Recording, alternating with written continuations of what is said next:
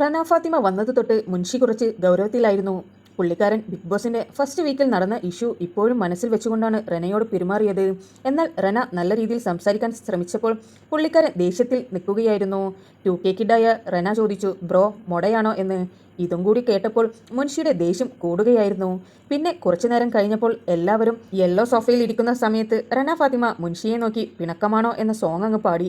ഇത് കേട്ടതും മുൻഷി റനക്ക് നേരെ ചാടുകയായിരുന്നു.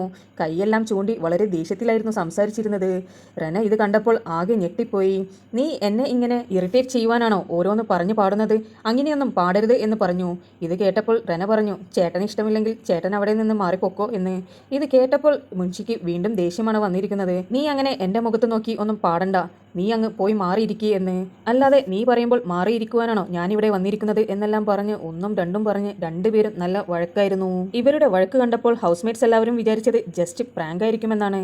പിന്നീടാണ് മനസ്സിലായത് ഇത് കളിയല്ല, കാര്യമാണ് എന്നുള്ളത്. മുൻഷി ഇപ്പോഴും ആ പഴയ വീക്കിൽ നിന്ന് പുറത്തോട്ട് വന്നിട്ടില്ല. റനയോട് വളരെ ദേഷ്യത്തിലായിരുന്നു സംസാരിച്ചു കൊണ്ടിരുന്നത്.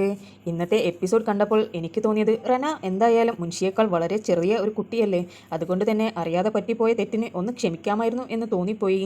ഇത് എൻ്റെ മാത്രം അഭിപ്രായമാണ്. എന്തായാലും രണ്ടുപേരും ഇന്ന് മുട്ടനടി തന്നെയായിരുന്നു ഉണ്ടായിരുന്നത്. നിങ്ങൾക്ക് ബിബിയുടെ അപ്ഡേറ്റ്സ് അറിയുവാൻ താല്പര്യമുണ്ടെങ്കിൽ എൻ്റെ ചാനൽ സബ്സ്ക്രൈബ് ചെയ്ത് സപ്പോർട്ട് ചെയ്യുക.